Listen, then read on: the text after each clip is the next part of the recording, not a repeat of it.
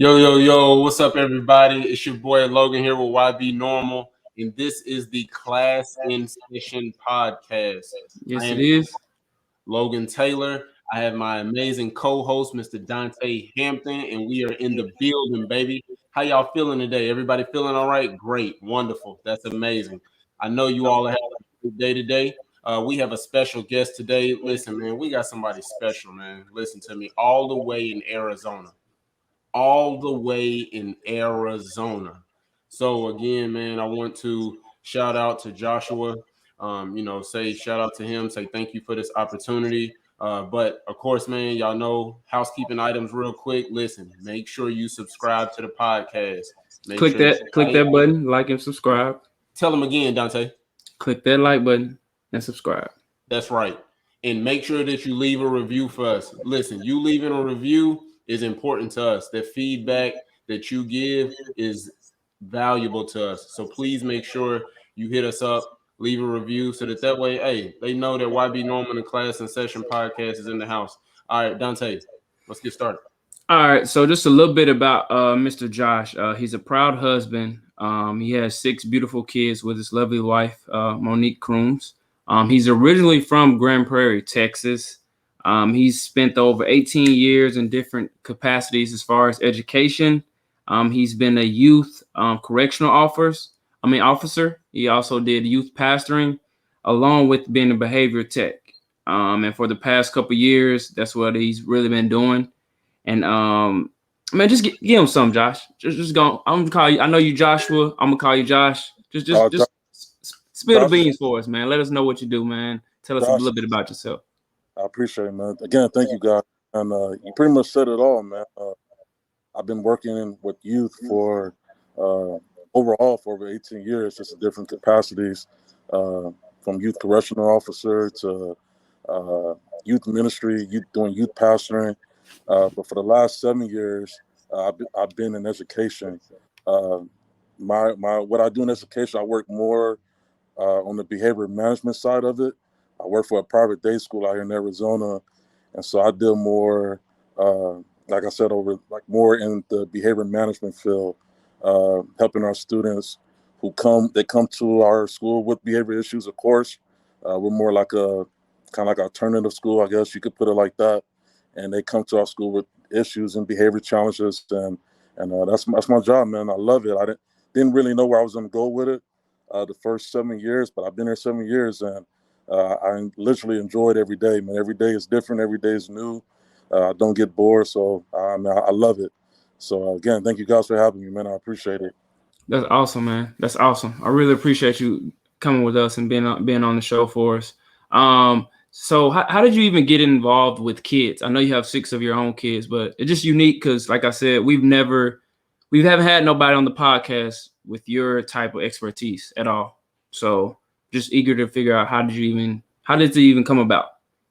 Uh, Man, really, I mean, like you said, me and my wife, we've been actually today is our anniversary, man. So today we've been married 17 years, and we have Hold on, stop.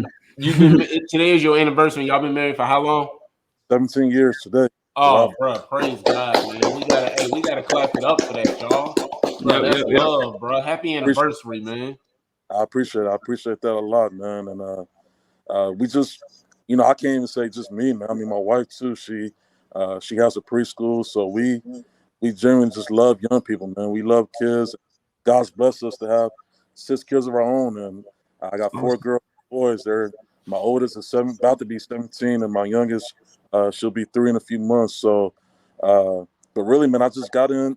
I just got into working with kids. Really, like I said, started off with youth ministry, and when I worked as a juvenile correctional officer, that was my first really experience working with kids, especially on the behavior side of it. So uh, it was challenging because I was young. I think I was like 20 when I started. So I really had to learn the craft and kind of, go from there. But I really, really loved it, man. Working with kids, especially who have behavior challenges or whatever you want to call it. That's my passion, man, because once I got into that and moved on to like youth ministry and the church that we were involved with, got into youth pastoring, and but our church was in a certain area, so we still had challenges even as a church, which I thought was cool because people think, oh, youth ministry, but man, we had kids coming out of the streets, man. We had kids that didn't even know God like that. They needed a couple hours just to maybe get some food or eat some snacks or something like that, and not end up coming to maybe just to eat, or maybe their friend brought them. They end up getting a relationship with God. So that was amazing. And like I said, education, I think for me, I had my own challenges in school. I went through a lot of difficulty coming through elementary. Uh, I had to do an extra year in high school. So I definitely had my own challenges when it came to school. And so when I started working in the school, I really saw a lot of myself and a lot of the students that I work with. Uh, I know what it's like, man. I mean, I made some poor choices. My senior year in high school, got kicked out. I ended up in a juvenile type school. And so when I started working in school, man, it really did something different. Youth correction officer, that was fun. Youth pastor, I'm still involved with church, that was fun. But when I got into school, I really seen another side of it that I never seen before that really got my attention. So, here I am, man. Like I said, I started youth correction officer. That was like 2006, and here I am today, man. Still going, just different capacities, but it's all the same, man. I love working with young people. That's a blessing, man. That really is a blessing. Um, as an officer, what's one of the craziest experiences you had as being an officer? Because I know you said you see yourself and as well, like with these kids. So I know with you having that experience and them looking like you and being in that same capacity, what's an experience where you had to, I would say, go back or relive your past to realize, hey, this guy's really like me. I can really change his life. I mean, you know what, Dante? I mean, you really see it a lot, man. But one specific thing, when I was a youth correctional officer, I had a kid come through there, and he was actually related to my wife's side of the family, and I didn't know at first. I had no idea, and because I never had seen the actual kid before, I had seen his mom, but never had seen the kid. And so this kid was there at our jail for months, man, and of course, working with him and different things like that. But it wasn't until I think there was like a visitation, and his mom came to see him. And when I saw her, I was, kind of thrown off, like, "What are you doing there?" And she's like, "I'm here to see my son." And her son was that kid that was in my unit. And so that was one of one of the wildest things, because, I you just never know what people are going through. You never know what families are dealing with, and you may see people and think, oh, they got it all together, their life is good, but they're having challenges, man. And that really opened my eyes to really how to be sensitive to what people may be going through, what people may be dealing with, just because we never know. And when I saw that, it threw me for a loop. And I would try to. I never actually even share with him that I knew his mom, that I knew his family, because I didn't want to make a conflict of interest or anything like that. But it did help me work with him even more, and but once he got out years down the road, he ended up finding out that I knew his mom, and he was blown away by that. But man, I mean, in this field, man, you see stuff all the time, man. You could go on, and you'll have stories after story after story. And like I said, a lot of the kids that I work with, man, I'm always seeing somewhat of myself in some type of situation. So it's an awesome opportunity.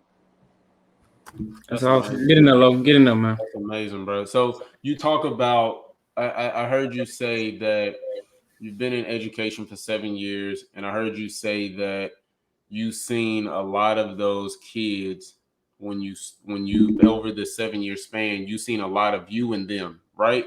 So let's Right. let's talk about that. What was it that you were what were a few things, better yet, what were a few things that transpired right in your 7 year span that you're just like, oh man, I remember when I was a kid and this happened, or I remember when I was a kid and I was going down this path. What are some of the things that you've helped kids overcome during your journey? Well, I think one of the main things, Logan, is once I see a kid, like when you're young, you don't know, you don't know, everything's kind of like, it looks black. People can tell you this or that, but when you're that age, when you're 17, you can't really see the light ahead of you. You know, you could be dealing with anger issues, or you could be dealing with, maybe you struggle academically, or you struggle with your grades or your classes, but you don't really know how to necessarily get out of it. But for me, the flip side of it is cool, because now that I've gotten older and I've grown in life, I know what I could have did when I was 17 that would have helped me get through some of my struggles. And that's what I try to focus on. That's what I try to give back when I'm working with the kids. I look at myself, so, okay, when I was 17, when I was 15, when I was a freshman, what would have helped me that I didn't know then that I know now? And I try to give that to my students, you know, helping them that they can see some light now, because many of them, you know, they come and they're broken, man. They're damaged. They have no confidence. You know, on one hand, they got confidence, you know, from a street perspective, but when it comes to education, they have no confidence. But Absolutely. they're not gonna show that to you. You know, they're gonna put on the hard face, the hard look. But once you break through all of that, man, you know, it's really a beautiful thing that to see them to begin to flourish and get that confidence that they can succeed in school. You know, once they come to our school, once they come to my program, they've been pretty beaten down by districts and teachers and so forth and so on. So it's really my job to try to build them up in a way, and really meet that challenge that they have behavior wise, because they do. And if they don't have an outlet, they'll just go to what they're used to, fighting and shutting down and going off on you and all the other stuff. But you got to get past all that to really get to the root of the problem. And I do that by seeing myself and seeing what I needed when I was their age that I didn't get, but I can give that to them now, and see where it goes. Does it work on every student? No, you know, but you have to have a mindset knowing I may not reach every single student, and I'm okay with that. But the ones that I do reach, you know, that's the success right there. So that's it, man. Just keep using trying to have that mindset the best that I can. Okay, wonderful. And so let's go into that. So what are some of the strategies that you use when you're dealing with the some of the scholars that are having those issues and things of that nature? Like we know, you know, behavior issues and some of the trauma and things that they're having to face day in and day out, or some of the things that they're having to overcome. What are some of the strategies that you use that you've seen that have worked that somebody else could, you know, that somebody else could use? Uh, for me, you know, and I can't say, you know, the things I have. It's always going to work. It's the perfect way. Everybody first has their own strategy. They have their own style, I guess. If that's what you call it, how they work. But what I found to find success, even when I'm helping teachers and stuff like that, man, is really finding that need that student may have, finding what the problem is, trying to locate what the issue is, because like I said, many of our students, there's something that you can find that's going to help you guide them in the right direction. And so when our students come in, personally, I don't talk about grades right off the top. I don't talk about you know, what's your lowest uh, grade, or what's your lowest grade subject that you struggle in. You know, they talked about that enough. They didn't sit down with counselors, and they didn't did all that stuff, man. My job is to find out, okay, man, you know, who are you? Where are you from? You know, and get to what I call it, developing a relationship, man. You know, and because the population I work with, if you don't have a relation with them, you're not gonna get nothing. You know, and once I develop that relationship, then we get to the grades, and then we get to what's the root of the problem. Why do you struggle in math? Why do you struggle in English? But it's all off a relationship. You know, from my years that I've seen, I've seen people try to go at it another way, but if there's no relationship there, to me, they're not going to get that far. You know, that kid's not going to open up to you. That kid's not going to, he's not going to trust you. You know, these kids, they've been let down. They've been in and out of foster systems. They've been in and out of jail. These kids have been in some grown adult situations, and if you're not going to take the time uh, to build a rapport with them and build a relationship with them, to let them know that they can trust you to a degree, anything else after that, to me, it's going to be hard, man. To me, you're not going to see much success if you don't take time to just build a solid relationship.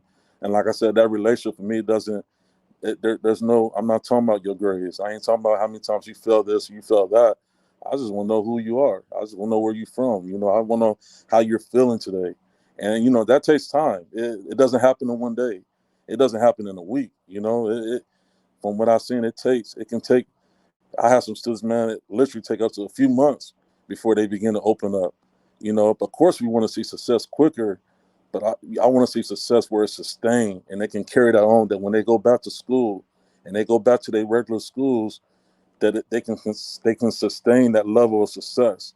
If we just rush to get them back, then the students we're going to see right back to us when they go back to their regular school because we didn't take time to build that rapport with them. Wonderful. So basically building a relationship and showing them how much you care, right? Right, right. I love it. Also, just so everybody who's tuned in out here, this guy right here, he deals with a lot of kids who are dealing with a lot of behavior issues, kids who are dealing with a lot of trauma. So if you tuned into the podcast, keywords or key phrases that he did talk about was building a relationship with the kids, as well as if you have a kid, he didn't even address grades. So if any teachers, any principals out there, that's something you can take from this is any kid who's been involved in court systems or involved with foster homes, trauma, anything like that has been abandoned, make sure you focus on the relationship first and don't bring up grades. I thought that was a very good key that he talked about right there, as well. But go ahead, Logan. I just wanted to put that out there. Oh man, that was good because I was actually getting ready to talk about that. So I think that that's amazing. So Josh, let me ask you this: what is one piece of advice you would give to someone that's starting out in your field, that's starting out wanting to have a career with doing what you do specifically? One advice I would give them, just having the passion, man. If you really want to see a change in students on any platform, having the heart. I see a lot of people who they come in. It's like if you just think it's just a job or it's just I need a gig or I need a job, then education or working with any kids on any platform, that's not that's not the path I would suggest to anyone. You know what I mean? But when you do have the heart for young people and you have that passion to see them succeed, because if we be honest, if we look at ourselves, we can see we've been saying, we can see ourselves in many of their lives, and some people have the tendency to forget where they come from and they forget their issues that they have, But for me, I'll never forget, man. I'm not insecure to say I struggle with school a lot. You know what I mean? My confidence with school was very low many times. And so you got to keep it real with yourself, be honest with yourself, and really have a heart to really to hope that you can help any student, man. If it's one, be happy with that one. But too many times I see many people come in and they're just treating it like a job, and then that's not the path because our students that we work with, they deserve better than that. And a lot of them, they haven't got that in their life. They've been let down. They've been lied to. They've been dropped by many people.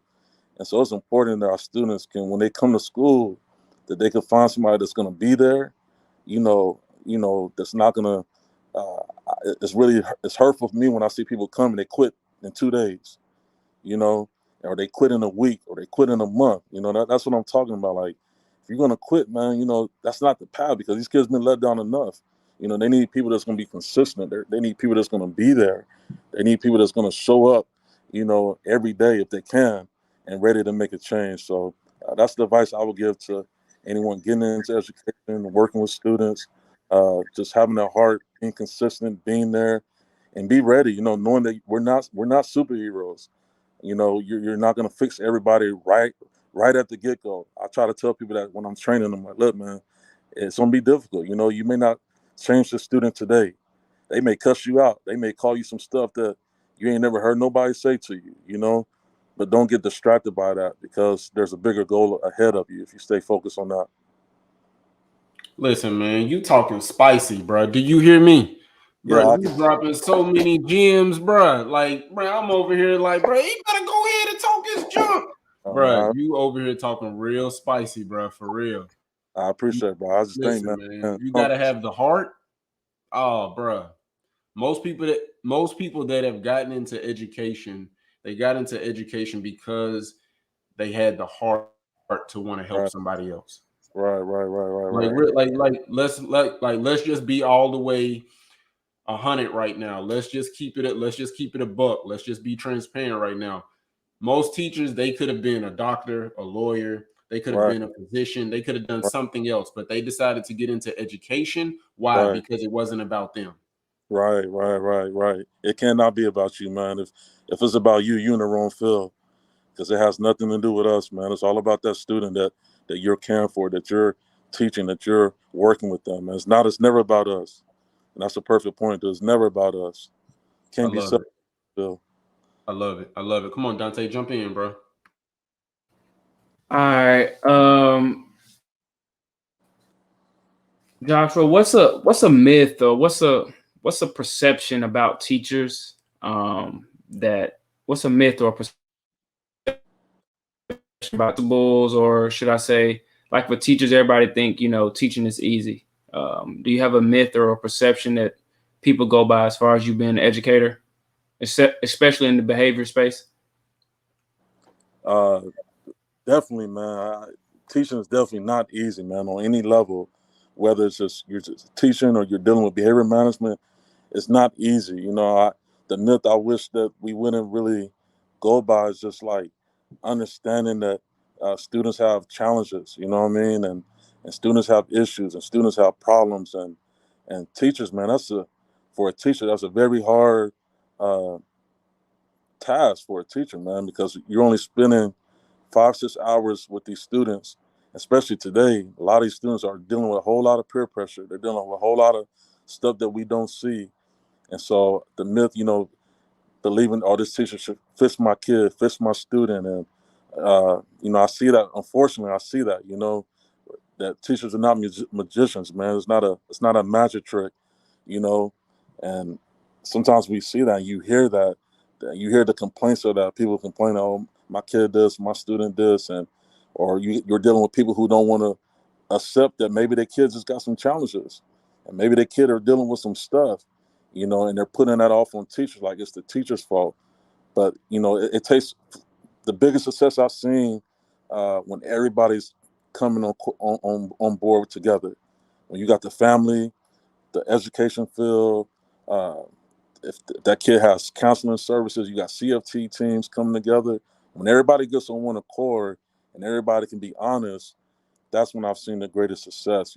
But it hurts me when I see that pressure get thrown on teachers to make these great changes in that student, when there's no help from the family, or there's no help from the parents, or there's no help from this person. It takes an army, man. It takes all of us. We all got a part to play. And these teachers, they're taking that pressure. They're under pressure to do things with these kids. It's crazy, and that's the thing. That for me, it's sad to see teachers going through dealing with stuff like that. Yeah, that's good. That's good right there. So, of course, we know teachers are undervalued, and it's funny you say that, because teachers and educators are literally with kids at least 8 hours out the day. So that leaves Right. only 16 hours. So for Right. sure, you guys are spending a lot of time with those kids, learning those kids, seeing behavior challenges, seeing patterns. Right. Since we're in the educational field, I got a hot one for you right here. We asked everybody this question. You can answer it however you want All right, to. man, I'm ready. It's no judgment zone. You can answer however you want to. Is there value or a number that an educator can make, whether you can break it down where they're starting out, or if they got experience, but is there a number that a teacher can make to where you say, hey, their value matches the number? If there's not a number, we understand. You let us know what you think. On you. Man, that's out here in Arizona, man. Right now, it's a big deal because Texas, the state of Texas, came to Arizona, and they're putting billboards out here in Arizona, all the way from Texas, and they're recruiting teachers right now. And I think the billboards are saying starting pay is like 80 to 100,000. Some of these billboards, it was all over the news out here. It was a big deal. Whoa, time out. Rewind. Put the car in reverse. Hold on. Wait. Back up. Because we from the South. We from the South. We don't know about that one. We from the South. So you got to say that now one more time. I got people in education in Texas. I got a lot of family. I haven't talked to nobody, but hey, I'm gonna get that link and I'm gonna inbox it to you guys. There's literally billboards off the freeways out here that's marketing the state of Texas for high paid positions as a teacher, and they're recruiting teachers from because Arizona over the board is a low paying. The scale is not high for starting off teachers out here, and so it was all on the news out here, man. It was crazy, but for me, I mean, I have no number, man. I mean, for that, I mean, I think education should get paid. I think teachers should get paid. I think the role teachers play in the student life, I remember teachers to today, and I'm 37 years old, going on 38 years old, and I can think of teachers that had a positive impact on me, and I can think of teachers that had a negative impact on me. So if that teacher is going to go all out and have the heart for kids and help them, and these kids become grown men and grown women, and they're living their life based off of something that a teacher said to them in a positive way, I'm all for that teacher getting paid. I have no knock against it. You know what I mean? They deserve it. They really do deserve it. But I know that's a big deal that's going on in Arizona, and they seen them billboards, man. It was all over the news, all over the news. So I support teachers getting paid and highly paid. You know, uh, I think out here it's like about 40,000, 40 to 45,000 starting pay out here. I think the teacher deserves way more than that. That's just my opinion, but I think they deserve way more than 40 to 45,000 starting off. A lot of these teachers, man, they work through the night.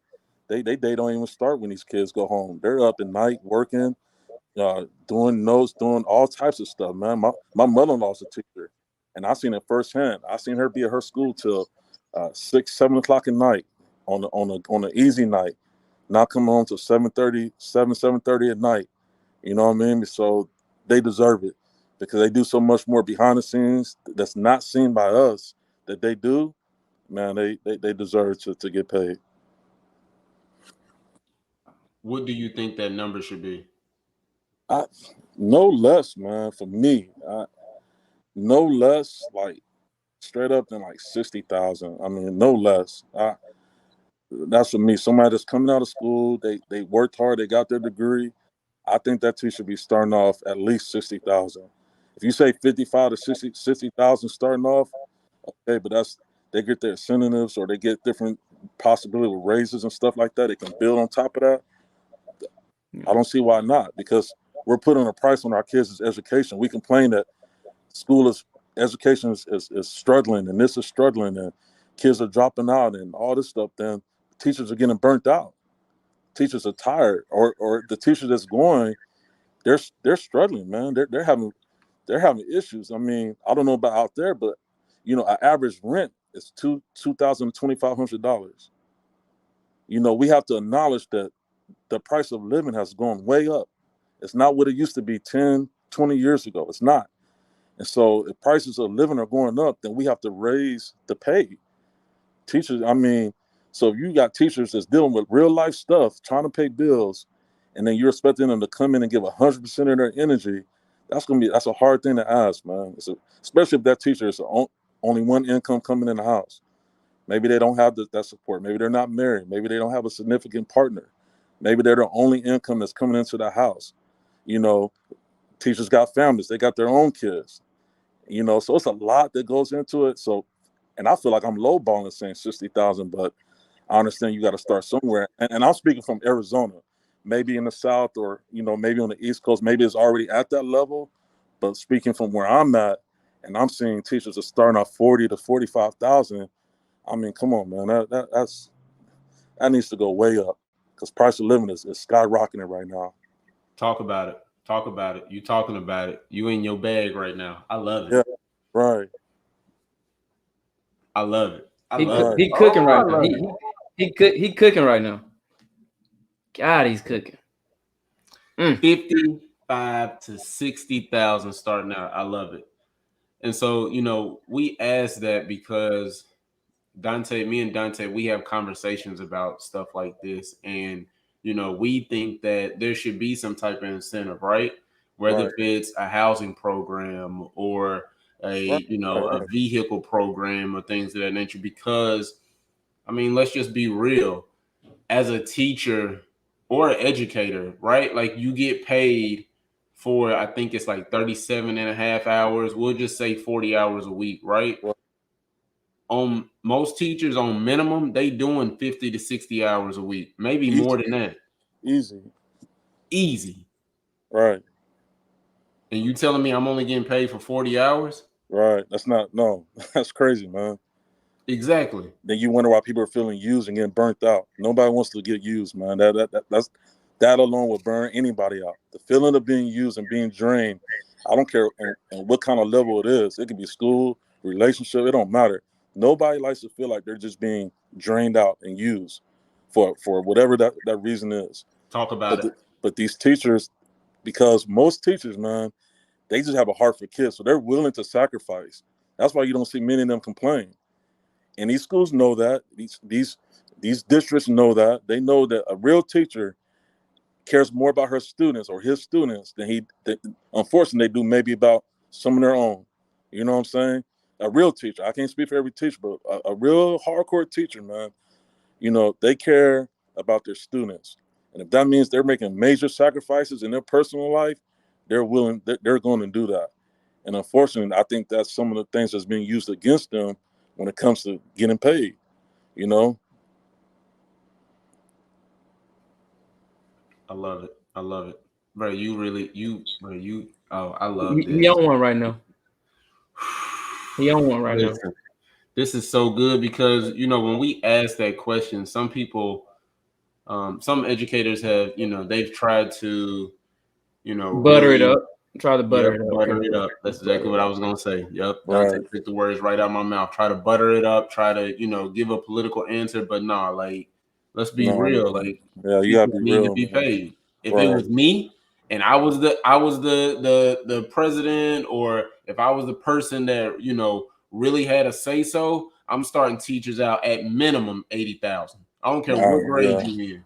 I hear you. And, Man. and you're getting incentives for a housing program, a Right. vehicle. You know what I'm saying? Right. You got kids, daycare, like whatever the case may be, Right. because you play a valuable asset in this in kids' lives, right? Like Right. kids are Right. at school 7.5 hours, and who are they with majority of the time? The They're with teacher. that teacher, man. They're with that teacher, dude. And that's why students are developing. They. That's why you see students across the board. They'll develop a real tight relationship with that teacher. Because that teacher is doing more than teaching math and English and science. They're doing more than that, man. These teachers are life coaches. They're counselors. They're caseworkers. These teachers are talking to foster CPS, and I mean, they're doing more than just teaching your math subject and all this, man. They're doing so much more that people don't see. They're talking kids off the edge when these kids want to give up, and they're sitting there. I mean, I see it every day, man. I see it. I see teachers doing more than just teaching. They're coming to school and they're literally being involved with them students' lives, their lives daily, and they're probably talking to their students more than what that student's talking to their own parents or their own guardians about. So yeah, you can't put a price on it, man. I like what you said too about the having incentives, housing programs, something. If it's not going to be just in dollar amount, then come up with other programs. Come up with something that could be a benefit to our teachers that can help them. Absolutely, and that's great. So let's transition into a different lane real quick. So I know that you've been working with youth for quite some time. You've been in the education space for the past 7 years. During that 7 year transition, how did you, or better yet, how have you done? How have you done with not having educator burnout? Like, how have you balanced that? Right, because Right. you said it earlier. There are a lot of teachers that listen. They not in this field no more. You got some No. teachers. I know a teacher that she's been teaching for 20 years. Wow. She decided to get out because she was Right. dealing with educator burnout. She said, Right. "Logan, Right. I don't have a passion for it no more. Man. Logan, I don't love it no more." Right. And I see, like you said, man, I'm seeing it myself. I'm seeing teachers that are leaving the teaching field for a degree that they went to school for, something that they said they wanted to do.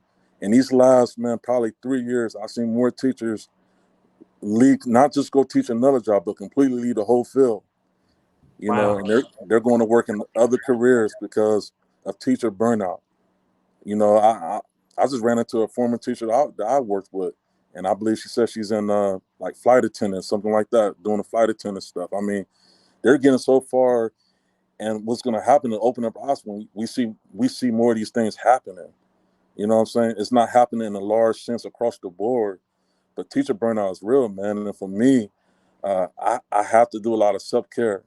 You know, I have to find a place how to disattach from everything that I'm dealing with at my school. And I find that through my family. I coach my son's basketball team. Me and my family, we're really involved with our church. Me and my wife, we like to just go out and hang out and enjoy each other, you know, and it's really about us getting away and just disconnecting and not, because, man, you can't let it be a weight, man. You'll find yourself thinking about these students in the evening, thinking about how you're going to help them the next day, and you can't lose yourself in that. And like you said, important word, you talk about that self-care, you know, not avoiding being burnt out. And you avoid that by finding some positive outlets in your life, whether it's friendships, family, exercising, you know, whatever them hobbies you are that's healthy, you got to implement that. You can't let school just literally take over your whole life, because it can't. The worries, the pressure, the stress, it can take over if you allow it. But you got to put some things in place and be like, for me and my wife, there's things that we do and we don't move off of that. You know, we say we're gonna date on this day. We make sure we do that. You know, I don't say, man, I'm so tired from school today. Let's do it this week. No, you know what I mean? I put that in place. That stays in place.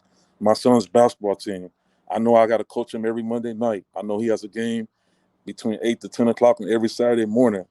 You know, I don't get through my week on Friday, but like, hey, man, I can't go to your game tomorrow. No, that's an outlet for me. You know, that's something that I put in place, and I don't move that. I don't move off of that, you know, unless there's an emergency. But my point is, there's just different things that I put in place for me and my family, and whatever, or even for myself, and I don't change that up. Because once I start changing that up, it's cool, but then you'll develop a regret, and then you'll develop a resentment against your employer or your school, or, you know, you start feeling like, you know, I'm doing all this stuff and now I'm resenting, and now I'm coming to work and I can't freely work because there's resentment in me, or there's a regret in me. Because, you know, for me, man, I refuse to see. I have 6 of my own kids. I refuse to. I say this to my wife all the time. I refuse to put everything I can into my students, but then when it comes to my own kids, I give them just a little bit. Hold on. Stop. Bruh. Oh my God. Bruh.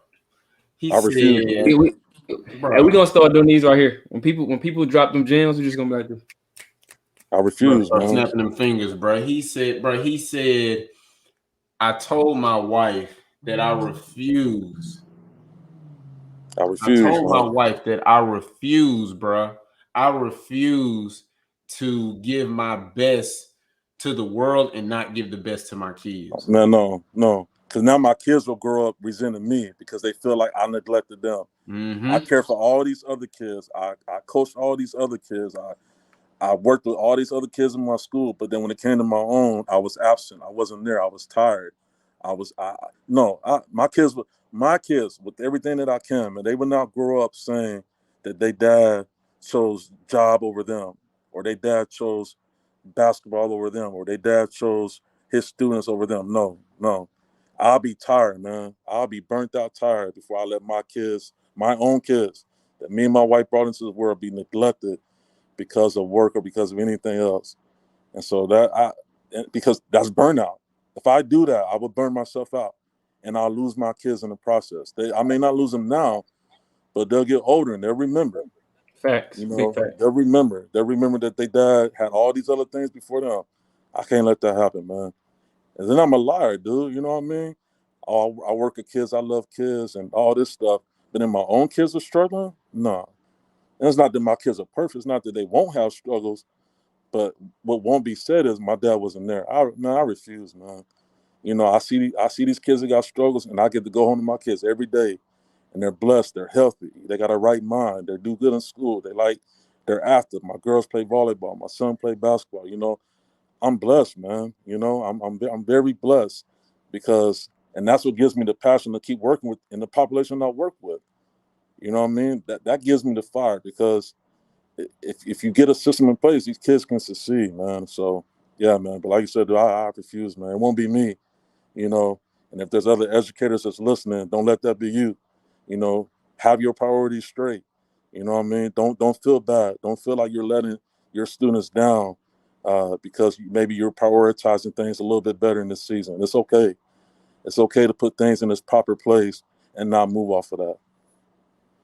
That boy said, "Put things in a proper place and not move up." Man, listen. I almost shut the whole podcast down for that, man. Hey, we gotta get us a little bomb or something. Every time they drop them, like, Man, every like time, bro. Boom. Man, he dropping them.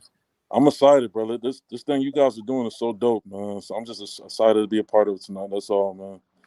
And Man, whatever way I listen, can bro. help, you know, Bro, that's we are so humbled, bro. We are so humbled for every guest that we have, bro. Like, it's such an honor, man, and it's such a privilege because, you know, honestly, I was talking to my girlfriend, and I was telling her, I was like, yo, I said, I was supposed to. We were asked to start a podcast probably about 3 years ago.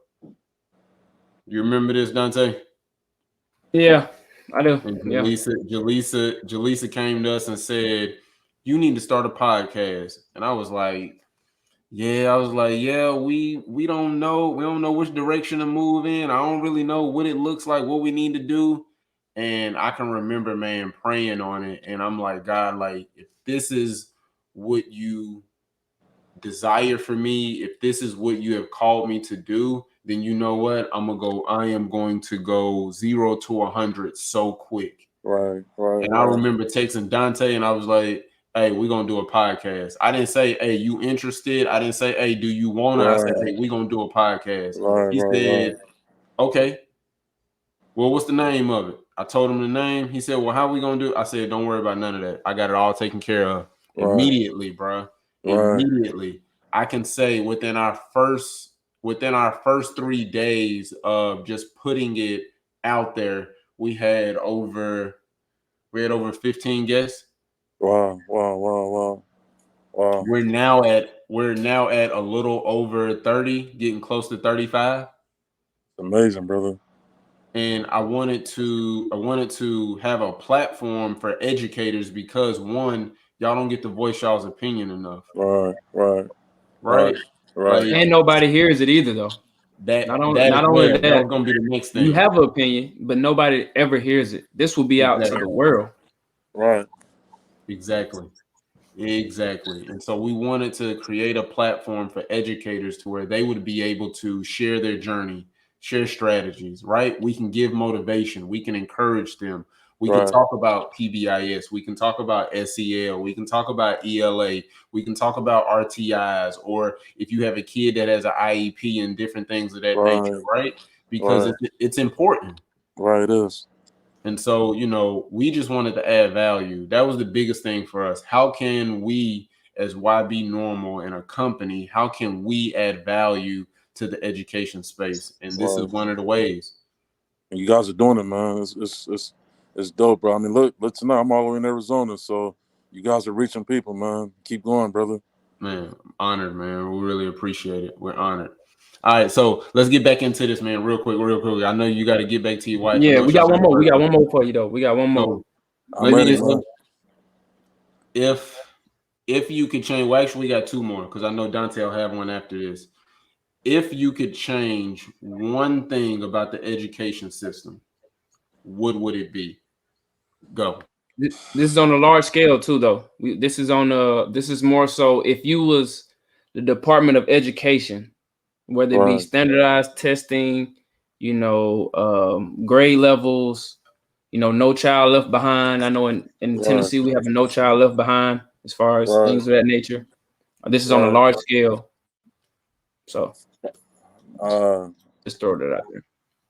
one of the things, man, I think, and I don't know how it could be done. 'Cause, like speaking from a large scale, but I would really like to see trying to put our students in a better position to succeed once they get out of high school, and not succeed from a place of, go to college. Although college is great, education is great, and many of our students, they will go to college. But what about the ones that won't go to college? Are we showing them about trade schools?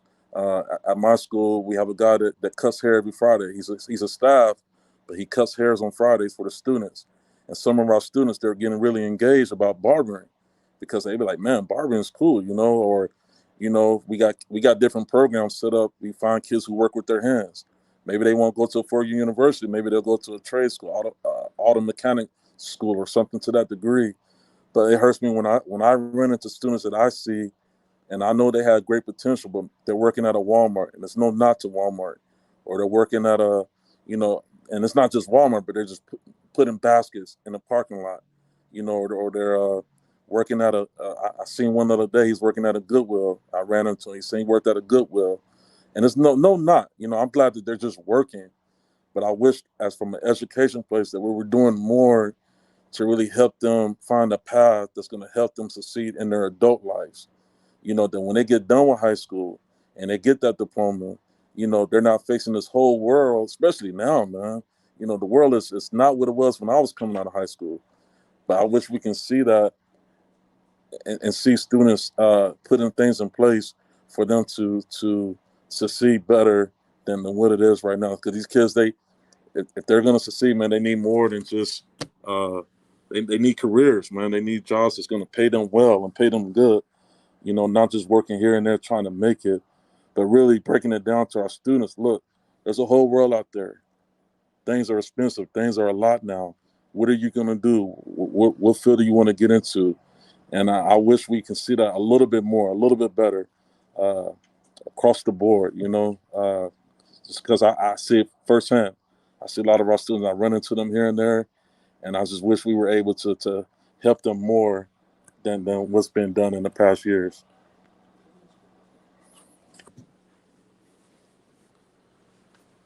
That's good, man. That's really good. Like I said, we always ask that question as well, just because we're curious about what exactly, how do you see things on the larger scale. Um, our final question for you is just a little bit off, just a little motivational thing. What is your why? What makes, if somebody wanted to know what makes Joshua go, what is that, and what does that look like? My why is, man, just because, like I said at the beginning of this episode, I had personal challenges, and I made decisions that wasn't the best decision, and that decision led me to having to go to juvenile school, and it led me to, get behind and see my friends graduate, and I didn't get to walk with them. I didn't get to share that experience with them. Had to move to a whole nother state, out here to Arizona when I came out here with my mom, get back in school, able to get my diploma and got back on track. But I had to go through a whole lot. But I keep that in my heart, and I don't forget Absolutely. that. I don't forget what I had to go through, and because of that, that's my motivation, man. That's what my life could have went a whole nother way. It was going a whole nother way. But when I met my wife and we started having our kids, having our family, and just thinking about what I've been through, that's my why today, man. Because, hey, man, I'm not perfect, dude. I could have been in jail, dead. I could have been something completely different, but I'm not. But I had people along the way that came into my life, and they helped me, and that's my why. Because if I could just help a kid, help somebody, because like I said, you never know what people are going through. You never know what they're facing, and you never know what your positive conversation is going to do for them and how it may turn their life. So that's my why, man. I don't forget. I don't forget where I come from. I don't forget what I've been through. Hey, that's That's actually a awesome, good man. why. Yeah, that's awesome. That's actually a really good why, not to forget where you come from, who you Right. are, and why you do it, bro. Like I commend you. I commend you for that, man. Listen, guys. Listen, guys. Real quick before we get up off here and we get up out of here. Listen, man. Joshua just dropped, or I'm sorry, Josh just dropped so many gems for you all. Like I really, really need you all to really listen to what he just gave. Right? He was a youth pastor. He's worked with the youth. He's been in the education space for the past 7 years. He's a behavior specialist, behavior analyst. Like we've never had that before, and that's amazing. We've never had that before. So listen, That's a make fact. sure you all like and subscribe to the Class in Session podcast. And listen, man, if you really rocking with us, leave us a review. Please, For please, sure. please leave us a review. Hey, Josh, before we get out of here, man, you got anything else you want to say to the audience? Hey, man, like I said, this is amazing, man. I think you didn't have to invite me onto your platform. You did, and I really appreciate that, man. And this conversation, just keep it going. So, you guys are dope. Everything you're doing is dope, and I appreciate the love today, man. God bless No you problem. guys. No Oh, problem, man, man. love, Thank you. I Thank you. appreciate We it, really man. Thank appreciate you you. coming on, man. We really do. We invite you back, man. It could be in a different space. So we excited about that as well. It'll be an honor, man. I'm here. All right. Absolutely. Wrap it up, Lo. All right, guys. So check this out before we get up out of here. Listen, man, this is the Class in Session podcast. I am your host, Logan Taylor, with my amazing co-host, man, my partner in crime, my brother, Mr. Dontay Hampton. Make sure you all like, subscribe, and listen. If you rocking with it, share it with somebody.